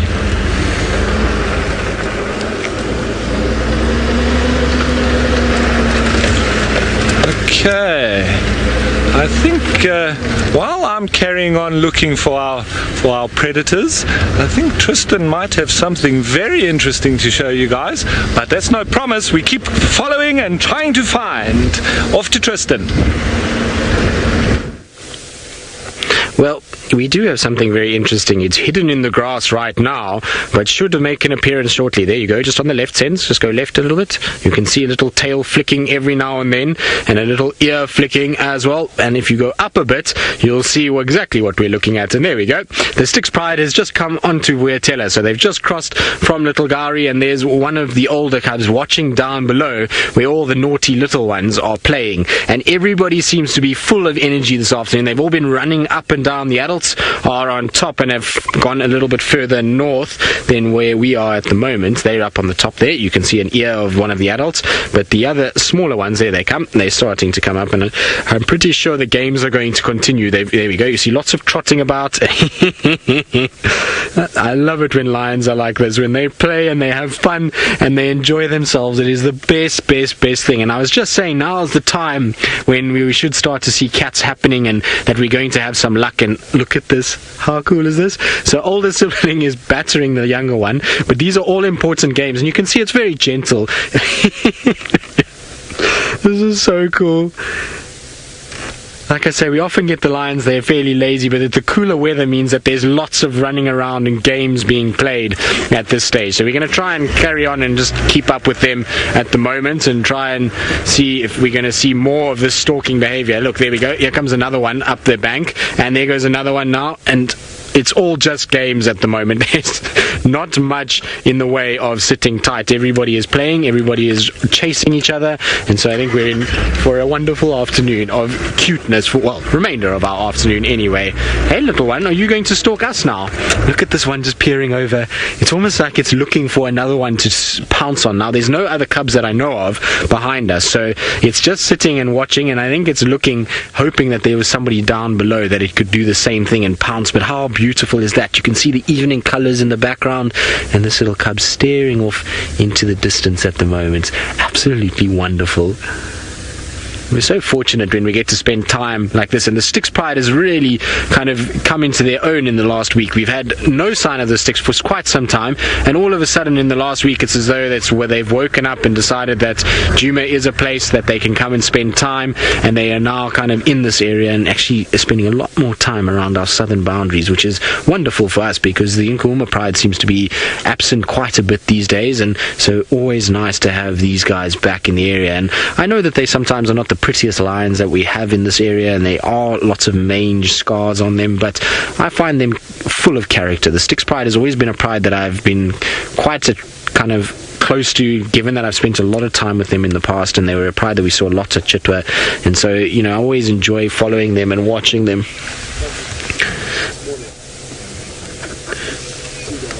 Now look, you see how this one is watching? There's another one that's coming running past me now, and so I think it's, you see how it's stalking? It's already getting that young kind of, and that instinct that's going to come in handy later in life. So it's practicing. There comes the other one, and you see how that one is low to the ground, and then it comes. So cool.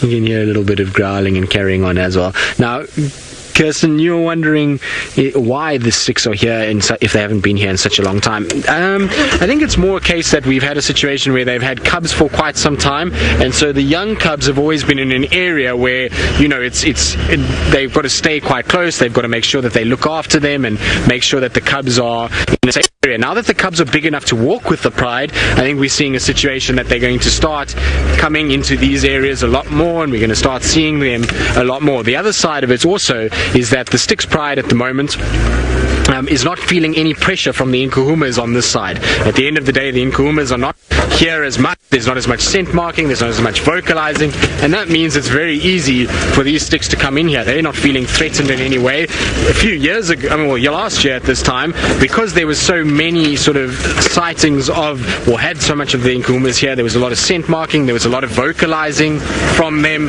and that would have kept the Styx south. The Styx would have known that the Nkuma Pride is a larger grouping of lions, and therefore they don't really want to compete with them. Now, we're not hearing the Nkuhumas calling, we're not hearing hearing the Birminghams with the Nkumas in this area making a lot of noise, and that means that these guys have now started to push back. And the thing about the Styx Pride is everyone forgets that the Styx Pride was a lot on Vuyatela. I remember the Styx Pride when I was at Chitwa, that this is where they used to spend a lot of their time. In fact, they used to go all the way up to Quarantine, Gowrie Dam, in that area, and spend long periods around that section. So it's not uncommon for them to be here. It's just, I think, with the Nkuhumas spending so much time here last year, it meant that the Styx had to find somewhere else and move in a different direction. And now with the Birminghams being dominant and all of those kind of things, it's allowed these guys to spend time now moving in this territory that the Nkuhumas is no longer occupying.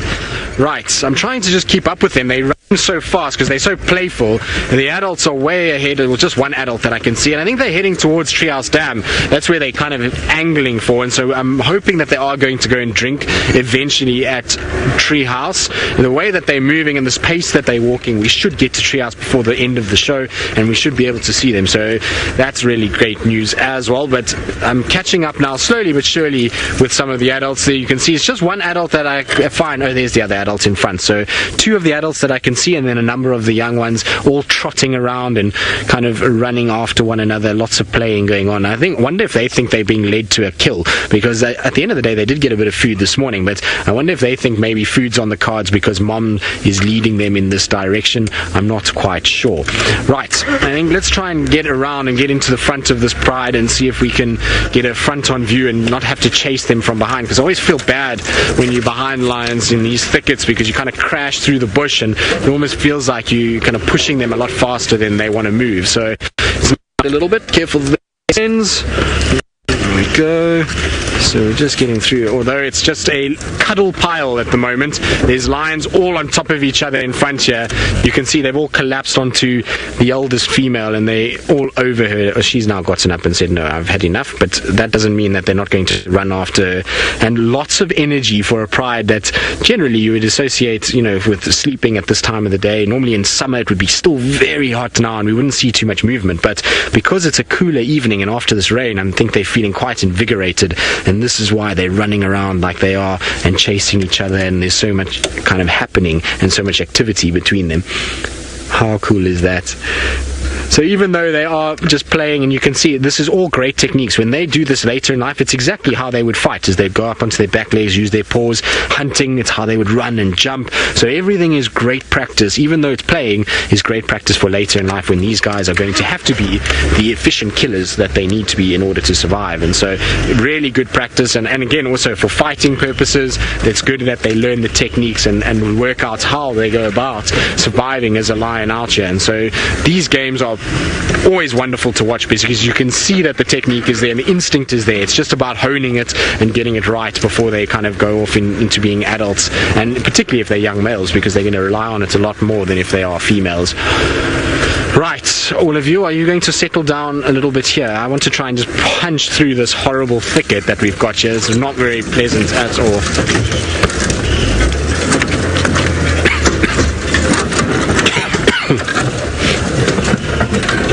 Shona, you're wondering if all male lions will join a coalition, or do some go solo? Well, Shona, it depends. I mean, I have seen solo males going out and about in the world, but a coalition is always better. At the end of the day, a coalition means that they're able to survive a lot better. So there we go. Hello, all of you naughty little faces. And so a coalition would mean that they would survive a lot better. There's more likelihood of them establishing a territory, more likely that they are going to be able to be successful in hunting and to be able to find themselves in a place where they can mate with females. But like I say, it does happen. If let's say there is one male in the Styx Pride out of all these cubs, then you're going to find a situation that male unfortunately has to go on his own. He's not going to have an opportunity or a chance, and it's only if he can find another lone male, and sometimes you'll find a bonding process taking place, but it is very seldom. It's not common at all that you'll find a bonding situation taking place between random males. It's only if they both can come across each other at the same time in the same sort of age group that they will then join together and make a coalition. So we saw it a lot with lions down in the south. There was a male lion that was part of a coalition. His coalition member died, unfortunately, and he actually then joined up with a different male from the Sabi Sands, and they became a coalition for a while. So it can happen, but and the reason why it happens is because obviously it's a situation where it's much safer if they're together than apart. So you can see she's got quite a heavy tummy there as well. Very, very cool. Sorry, Sens, I'm in your way a little bit. But we're not far from Treehouse Dam now. We're actually just south of the dam itself. It is not too far at all.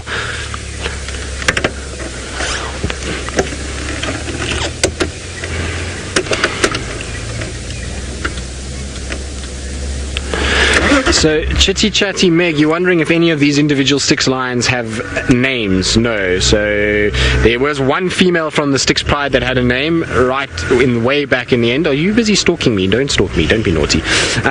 So, there was one way back that was named Bibi. Sorry, not Bibi, Gogi. Bibi was from the Salala Pride. I do apologize about that. So, I don't know why I said that. But anyway, her name was Gogi, which Gogi is an affectionate term for a gogo.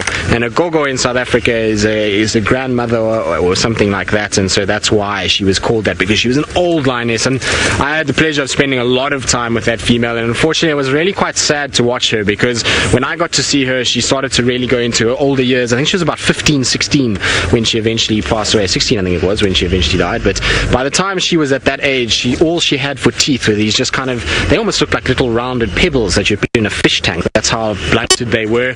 And on top of that, she also had a situation where she was kind of going blind. She was getting glaucomas or cataracts in her eyes. She was just really in not very good condition. And I remember watching her on a buffalo carcass just prior to her passing away, and it was very sad because she was trying to chew the hide of the buffalo, but just didn't have the teeth to actually destroy that hide and to break it up, and she ended up trying to kind of suck the meat off and using her tongue to actually feed rather than biting off chunks. So she was the only one from the Styx Pride that had it. That stage. Nowadays we don't have any names for these three lionesses at all, and so I'm not sure if maybe someday they will get names, but normally with the prides it's very seldom that the females get names unless there's something unique about them. So like Amber Eyes of the Nkuma Pride, she's got those incredibly rich honey colored eyes, and that's why we know her as Amber Eyes. The rest of the prides, we don't really have names for the rest of the pride in the Nkuhumas as well as the Styx, so it's just the way it goes. Right, now almost at Treehouse. We're right where Shadow had her kill the other day. There's some impalas here that I'm sure are going to start shouting any minute now when they see cubs barreling towards them.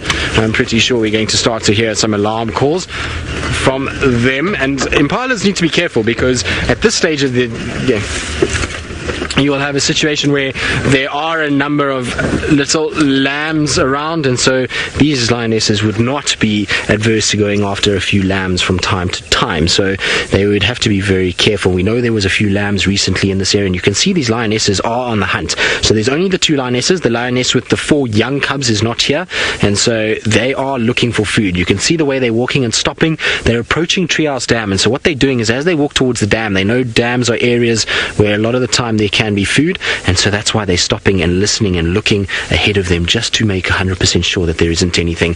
But we're hopefully going to get a situation where everybody's going to line up around the dam just now. So while we follow these guys, I believe Ralph is still on the search for some cats of his own, and I wonder if he's had any luck. Welcome back, folks, and seems like you guys have been enjoying something fantastic over there with Tristan. We're still on the lookout for the elusive leopards of the Sabi Sands, of the Djuma section. I still haven't received any answers on that difference between the Steenbok and Duiker dung. That was a fantastic answer on the crepuscular rays and the behavior around crepuscular, being active at dawn and dusk. But now the difference, I'm going to put you out of your misery. The difference between Duiker and Steenbok dung is that you will never see Steenbok dung. Why? Because they bury it. They're one of the only antelope that bury their dung. So that's very similar to that of, for instance, your house cat who digs a hole and buries his dung. Well, the little Steenbok does the same, and that's obviously also, well, the guys believe that that is an anti-predator behavior. They don't want predators knowing their little roots or where they live, and because they generally stay in a particular area, so they bury their dung, and the Duiker don't. So very easy to tell the difference there. Right, we're continuing to drive around. The sun has now set, so we're in that last little twilight zone of a little bit of light left, but those crepuscular rays have now disappeared. The sun is not shining through anymore. We can start to hear all the night birds coming alive, and as that starts to happen, we start to hear the little owls, the barred owlets.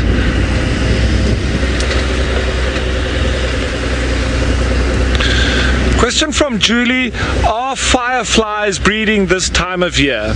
They definitely do start to become active as the onset of spring comes along and we start to get the first little bits of rain. Yes, fireflies do start to become active. But now fireflies are very, very interesting. The name actually... And while I'm answering that question, I'm just stopping. We've got a lovely little beastie over there, a little warthog. So fireflies are actually very interesting in nature. The name does suggest that they're of a fly species of such, but in fact it's completely wrong. They're actually in the beetle family. So fireflies fly around and they've got this little pulse of light that they exhibit, and that is actually in the same grouping of the little glowworms. So the little glowworms on the ground are doing the exact same little exhibiting of that little light. So what happens is the glowworm is actually the female and the fireflies are the males. So what happens is the glowworms on the ground, and each species of firefly with the glowworm is different. The female worm will exhibit a little light, and each species has a different little sort of beat to their light exposition, and the males will then see the right species of that light being exhibited, and they will fly down and hopefully mate with the female. Now what is quite interesting as well is that we do get some parasitic or predatory glowworms, that they will then exhibit the light pulse of a different species. The male then of that species light exhibition that she's giving off thinks that it's one of his females. He will come down and she eats him. So that is quite an unlucky demise, but so incredible how nature works, and we do have those predatory species there, even within the glowworms and the fireflies. But that's one to remember, hey? Glowworms and fireflies are actually beetles. Right, that warthog has disappeared off now. Let's continue on. We've got a few minutes left before we're going to be saying goodbye, so let's see if we can possibly get a sighting of a leopard. Who knows? We might be lucky, maybe not, but tomorrow is always another day. But let's see. We've got a few minutes left, so let's give it a go.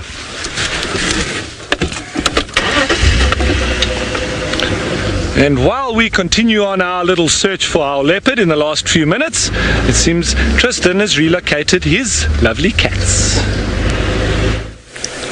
We have indeed, and we've got the most amazing scene as the youngsters are still in full play mode, and they've decided that this fallen over marula is the best place to play, and so they're all up and down in it. They've kind of gone up and run in, then they run out again, and you can see it's climbing all over the place, and it's not very kind of clean and not very sort of full of finesse at the moment. It's all over the place, and they're falling and slipping and doing what lions generally do. They're not bad at getting up, but coming down is always the tougher thing for lions. So it's been quite entertaining watching these guys go about it, and isn't that just the most magical sight? So everybody always thinks of leopard in a tree, and cheetahs often use fallen over trees, but you can see here that lions are exactly the same. Lions love a fallen over tree as well, particularly cubs. They like to go up and down, and it's nice and comfortable for them to lie, and it's also a great place to push each other around and play and go up and down and practice all of those kind of skills. So it's an absolute treat that we've been given this afternoon, and we've really been spoilt by having these guys on these kind of places and running around and playing and jumping on one another and up in the trees there. You can see the games are still continuing with some of the older siblings and one of the younger ones. So the female with the 4 cubs, the young ones, maybe still way behind us, or she's somewhere else. Joy, you say a lion jungle gym? Exactly, it is a lion jungle gym, and a naughty lion jungle gym as well. You can see, look, now we're going to bite one another and pull each other's ears while we're trying to climb. It's going to end in disaster at some point. I feel like someone is going to fall out. Almost, there we go. So you can see this is typical of lions when they are having a boisterous mood. And we've been so spoiled this afternoon. Like I say, we normally we get lions at this time of the day, sunset time, that are mostly sleepy and just starting to wake up. But this afternoon we've been thoroughly spoiled by very active, very kind of busy cubs that have been running and playing, and it's been an absolute pleasure to spend every little minute with them. Now it seems as though they're all settling down. It doesn't seem like they are going to get towards the dam to have a drink, which I was hoping for, which is okay. The adults are all having a bit of a kind of time to relax, and I'm not surprised given the boisterousness of these cubs this afternoon. I think they deserve a little bit of a break and a bit of a rest. Now, talking about a break and a rest, it is that time of the day for us to start heading home. We've been out for the afternoon. It's now time to start getting back into the camp, and so it's been an absolute pleasure to be out here with all of you. I hope you've thoroughly enjoyed it. It seems as though it's been an action-packed afternoon with the Mara and Ralph and all of us, and it's a wonderful way to finish the day. So from all of us, it's been a pleasure. We'll see you tomorrow on our sunrise safari with one last view of the cubs.